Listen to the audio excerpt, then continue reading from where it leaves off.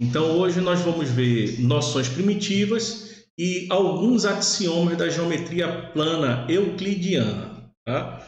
Então, primeiro, por que, que a gente vai falar sobre geometria plana euclidiana? Né? Por que euclidiana? Na verdade, a geometria, né, que nós conhecemos, né, na escola, né, nós estudamos, ela data de muito tempo, tá? Muito cedo as pessoas já utilizavam, né, alguns cálculos geométricos para fazer cálculos com medidas, né, com medidas da Terra, fazer cálculos, né, de área, de terreno, medir distâncias, etc. Bom, só que depois de um certo tempo, alguns povos começaram a se interessar mais, a querer estudar mais sobre a geometria. E um deles foram os gregos, né? Um desses povos. Também teve os árabes, que também se aprofundaram muito, mas um deles foi os gregos, né? E nos gregos, lá eles tinham uma biblioteca muito famosa, você já deve ter ouvido falar, que era a Biblioteca de Alexandria, que era onde muita gente se reunia para estudar ali. Então, eles seriam uma espécie de uma universidade, de uma escola como é conhecido hoje. E aí ali foi contratado um professor, acho que mais ou menos 300 anos antes de Cristo, né, no ano 300 antes de Cristo, chamado Euclides, né? Ele era um geômetra, né? Na época tudo era com geometria, né? E aí Euclides, ele é conhecido, né, como o pai da geometria, mas não é que foi ele quem criou a geometria, né? O que ele fez foi, na verdade, organizar o conhecimento que existia de matemática na época, né? E aí ele reuniu tudo em uma coleção que existe até hoje, chamada Os Elementos, né? E aí nessa coleção, que são 13 volumes, né? Os Elementos, ali você encontra toda a matemática conhecida naquela época, né? Então você encontra algumas coisas relacionadas à teoria dos números, né? E aritmética e também sobre geometria, tá? Tem ali geometria plana, geometria espacial, tem muita matemática, muitas demonstrações que Euclides ele reuniu nesse documento, né? Nessa obra, né? Só para vocês terem uma ideia, essa obra é a segunda obra com maior número de impressões da história, né? Ela só perde para a Bíblia. A Bíblia é que teve um número maior ainda de impressão, né? Em segundo ficou os Elementos. E a forma que Euclides, naquela época, organizou o conhecimento, ela é praticamente a mesma que você encontra nos livros didáticos até hoje. Tá? Foi muito bem organizado. E naquela época, né, Euclides ele enunciou a geometria a partir de 5 postulados, né, conhecimento geométrico daquela época, com base em 5 postulados. Mais tarde, né, acharam que os 5 postulados era muito pouco, a geometria que ele anunciou é, tinha muitas lacunas, né? Então, foi-se criado mais para frente, né, alguns séculos depois, o chamado sistemas axiomáticos, né? E, na verdade, é o que nós vamos estudar ao longo da disciplina, né, os sistemas axiomáticos. São vários axiomas que nós vamos estudar e vão embasar diversos teoremas, tá? Mas, assim, como Euclides ficou conhecido como o pai da geometria, né? E muitos anos depois, muitos séculos depois, descobriram modelos geométricos, ou melhor, geometrias diferentes daquelas que Euclides enunciou, né? Então, a geometria que Euclides apresentou ficou conhecida como geometria euclidiana, tá bom? E as outras geometrias que encontraram depois ficaram conhecidas como geometrias não euclidianas, tá bom? Então, a geometria euclidiana é essa geometria que nós vamos estudar aqui, certo? E é a mesma que é estudada na educação básica. Então, vamos conhecer agora as noções primitivas, né, da geometria euclidiana. Em todo sistema axiomático, é necessário que a gente defina o que é o ponto, o que é o reta e o que é plano.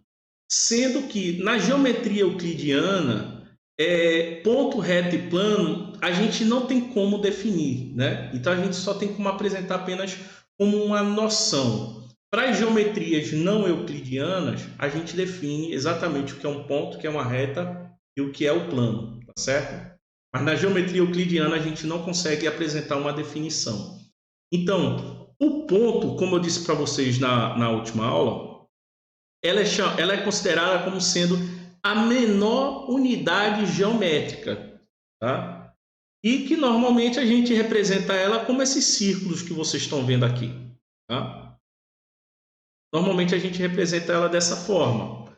E nomeamos os pontos com letra maiúscula do nosso alfabeto, né? Então, não sei se vocês estão vendo, deixa eu dar um zoom aqui para vocês olharem, né? Então, tá aí, né? Então, normalmente ele é apresentado assim. E aí cada ponto ele é nomeado com a letra maiúscula do alfabeto. Então, tá aqui, ó, o ponto A, o ponto B, ponto C, ponto D, ponto E, e assim por diante. Tá bom? E aí, uma outra noção é a de reta, né? Então, aqui as retas. Bom, as retas, uma ideia que eu posso apresentar para vocês de reta é que reta seria uma linha que não tem curva, tá? Então, assim, aí por que isso aí se apresenta como noção? Porque eu não tenho como definir para vocês o que é uma linha e eu não tenho como definir para vocês o que é uma curva, tá bom? Mas aí vocês têm ideia do que é uma linha e do que é uma curva. Então, eu poderia dizer, então, nesse caso, que uma reta seria isso, seria uma linha que não tem curva, tá bom? Então, normalmente as retas, né, elas são apresentadas, né, como sendo essas linhas aqui em preto, que vocês estão vendo, sem curva nenhuma. Apesar de elas terem esses cortes, mas a ideia é que a reta ela é infinita, né? Então significa dizer que essa reta aqui, ela não para aqui nesse corte, né? Na verdade, a ideia é que ela vai continuar infinitamente, tá bom? Então isso quer dizer que a reta ela vai ter o comprimento que vocês desejar, tá? O comprimento que vocês precisarem da reta, ela vai ter. Essa é a ideia de infinito que nós estamos trabalhando aqui, tá? Dizer que ela é infinita significa que vai ser uma linha sem curva e ela vai chegar aonde você desejar. Aonde você precisar, ela vai chegar, desde que esteja ali no trajeto dela, tá certo? Então, essa é a ideia de infinito, tá bom? E aí, normalmente, as linhas elas são representadas por letras minúsculas do nosso alfabeto, como vocês estão vendo aqui. Bom? Então, os pontos são letras maiúsculas e as retas são representadas por letras minúsculas. Aqui. E agora nós temos o plano. É até mais complexo eu falar para vocês a ideia de um plano na geometria, né? A melhor forma de eu falar de um plano seria associando com algo mais concreto. Então, por exemplo, o plano ele poderia representar a superfície da mesa de vocês. O plano ele poderia representar a superfície da tela de vocês, certo?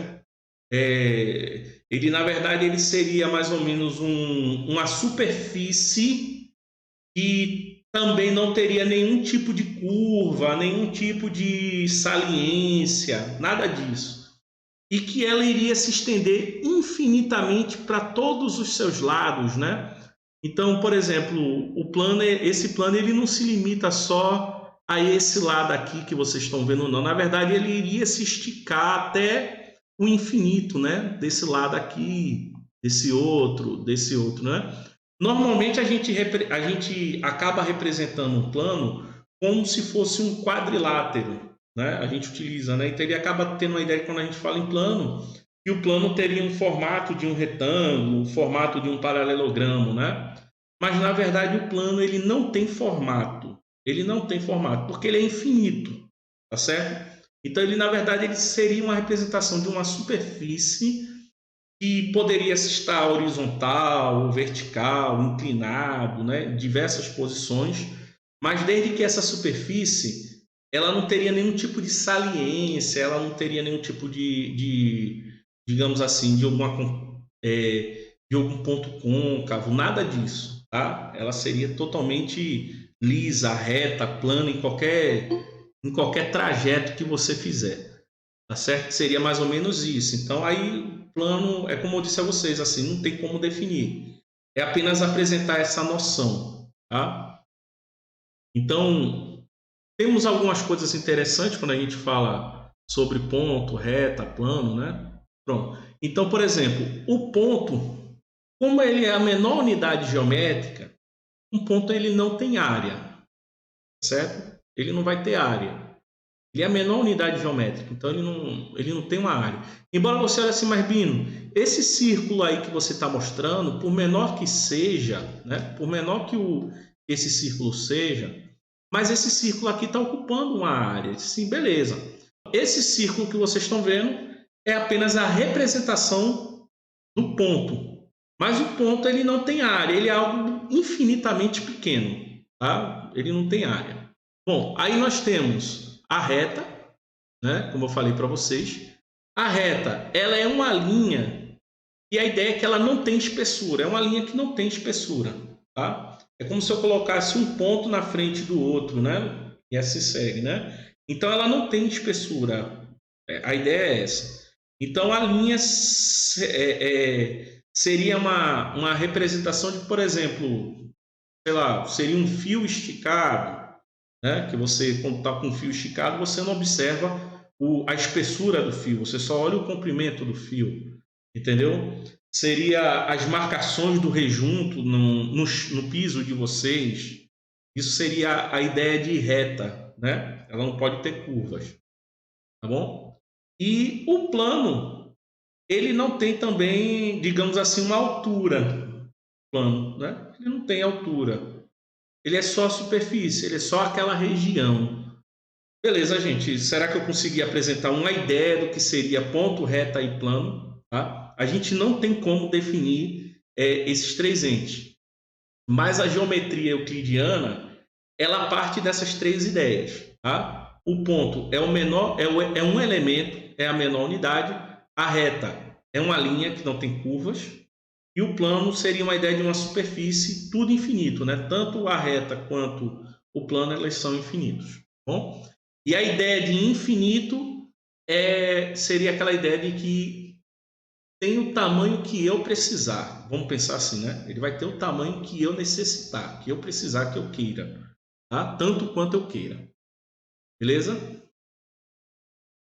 Bom, então, partindo dessa ideia das noções primitivas, né? De ponto, reta e plano, nós vamos ver agora o que são as proposições primitivas, né? Só que, assim, eu não vou apresentar todas as proposições primitivas. Eu vou apresentar apenas algumas que estão relacionadas a ponto, reta e plano. No decorrer da disciplina, eu vou apresentando outras proposições junto com outros teoremas. Aí, lembrando que na última aula, eu disse a vocês que as proposições primitivas, elas também são chamadas de postulados ou axiomas, tá? E normalmente vocês vão chutar a palavra ou postulado ou axiomas. Dificilmente vocês vão ouvir, eu vou falar ou vocês vão ver escrito em algum lugar proposições primitivas, tá? Mas aí você já sabe que proposições primitivas, postulado e axiomas são as mesmas coisas. E que elas representam apenas as regras iniciais, no caso aqui da geometria euclidiana plana, né? Então, essas proposições, esses postulados aqui, são regras que a gente vai apresentar, mas sem fazer nenhum tipo de demonstração. Tá? Ele não, porque como são regras iniciais, então o modelo que se apresentar como modelo geométrico, ele tem que satisfazer esses tipos de regras. Tá? Essas regras, na verdade. Bom, e aí aqui, como eu disse, então nós vamos ver alguns axiomas que estão relacionados a ponto, reta e plano. E aí eu vou apresentar um destaque que eu falei na última aula, tá? Postulados e axiomas São as mesmas coisas. Tem gente que tenta dizer assim, axioma é um postulado mais importante. Mas não, tá? É a mesma coisa, postulado e axioma. Tá? Então, o primeiro postulado, na verdade, é o primeiro conjunto de postulado, nós chamamos de postulado da existência. Tá? E o que é que esse postulado diz? Ele diz o seguinte, numa reta e também fora de uma reta, há infinitos pontos. Tá? Então, dado uma reta qualquer, então nessa reta tem infinitos pontos e fora dessa reta tem infinitos pontos. Tá? E o que é que eu quero dizer com infinitos pontos? Eu quero dizer que se a reta tem infinitos pontos, então ela vai ter tantos pontos quanto eu queira. Então, se eu precisar de 10 pontos numa reta, então a reta vai ter 10 pontos. Se eu precisar de 1000 pontos, a reta vai ter 1000 pontos. Bom? Porque ela tem infinitos pontos. Mesma coisa são os infinitos pontos fora de uma reta. Quantos pontos eu precisar que esteja fora de uma determinada reta, vai ter. Tá certo? Então, numa reta, bem como fora dela, tem infinitos pontos. E aí remete na ideia de espaço, né? Também, tá certo? Mas aqui a gente não vai falar sobre o espaço, é só sobre o plano. Então, pensando no plano, aí um outro postulado da existência, ele diz que num plano há infinitos pontos. Tá? Então, essa figura aqui, ela representa, né? Tá aqui, né? Esse quadrado, né? Ele, no caso, ele representa aqui esse plano alfa, tá bom? E aí temos essa reta F aqui, e nessa reta F tem aqui quantos pontos eu quiser, né? Então, eu marquei aqui vários pontos. E fora dessa reta, também tem infinitos pontos. Aqui é a reta, então fora da reta aqui também eu posso inserir quantos pontos eu quiser, tá certo? Porque são infinitos. E aí está todo mundo dentro desse plano alfa. Eu vou apresentar para vocês a primeira relação, né? Que é a relação de pertinência. Então, observem aqui nessa figura, na reta F, eu destaquei aqui 2 pontos, né? A e B. E é notório aqui, né, pela figura, que os pontos A e B são pontos que estão na reta, né? Na reta F, ok? Então, observe que A e B são pontos da reta F. Então, para indicar que esses pontos são pontos da reta F ou dizer que a reta F passa por esses 2 pontos, eu escrevo dessa forma aqui que vocês estão vendo, tá? Dessa forma aqui.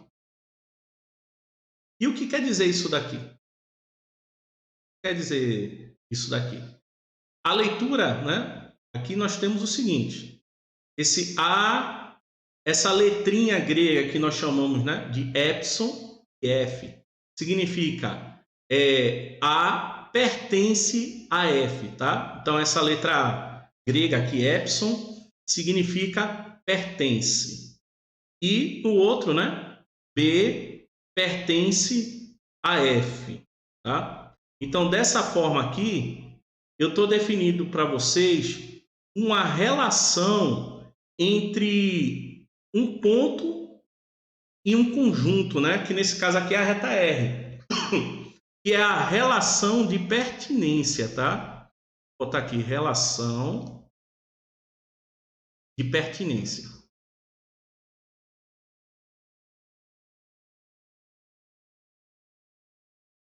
Então, a relação de pertinência, ela indica se determinado ponto pertence ou não pertence a um determinado conjunto, tá? E nesse caso aí é a reta é um conjunto, tá bom? Então, A pertence a F. E é sempre nessa ordem, é a relação de um ponto com um conjunto, tá? Então, eu não posso dizer que F pertence a A, porque A é um elemento, o F é um conjunto. Então, eu não posso dizer que um conjunto pertence a um elemento. Tá bom? E eu também não posso dizer que F pertence ao plano alfa, Porque a relação de pertinência é entre um elemento e um conjunto, nessa ordem, tá bom? Então, quando eu digo que F pertence a alfa, eu tenho que F é um conjunto e alfa é outro conjunto. Embora alfa seja um conjunto muito maior e consiga conter todos os elementos da reta F, né? Mas F ele é um conjunto e alfa é outro conjunto. E a relação de pertinência é só uma relação entre um ponto, um elemento e um conjunto. Tá bom? Bom, e aí vocês vão ver também o seguinte. Eu destaquei dois pontos aqui, C e D, né? Então tá aqui o ponto C e o ponto D, ó. Bom, e aí é notório, né? Aqui, né, é observável aqui na figura que os pontos C e D eles não estão na reta F, né? Ou seja, a reta F ele não passa nem pelo ponto C nem pelo ponto D. Então, nesse caso aqui, nós utilizamos esse símbolo aqui, ó, que é o epsilon cortado, né? E esse símbolo aqui representa não pertence, tá? O que esse símbolo aqui representa, tá? Não pertence. Então, a leitura aqui é C não pertence a F, tá? Então, dizer que C não pertence a F quer dizer que C não é um dos pontos da reta F, ou a reta F não passa pelo ponto C, tá? E do outro lado também, né? D não pertence à reta F, beleza? Tá? Isso aqui é tudo relação de pertinência, tá? Então, quando um ponto está contido, ou quando uma reta passa por um ponto, mesma coisa por um plano, né? Por exemplo, aqui no plano alfa, nós temos que os pontos A, B, C e D pertencem ao plano alfa. Veja como foi que eu escrevi, né? A, B, C, D, tá? Ele pertence ao plano alfa, beleza? Então, eu estou dizendo que em vez de eu escrever assim, né? A pertence a F, B pertence, C pertence, D pertence, né? Como foi feito aqui, eu poderia escrever dessa forma aqui, tá bom? Veja que eu não estou botando entre parênteses, não estou botando chaves, nada disso, tá bom? E lembrando que alfa é o plano e o plano ele é um conjunto de pontos. Então, essa relação de pertinência que eu estou fazendo aqui, ela é válida. Bom, e aí com isso, nós temos agora as posições relativas entre pontos e retas, né?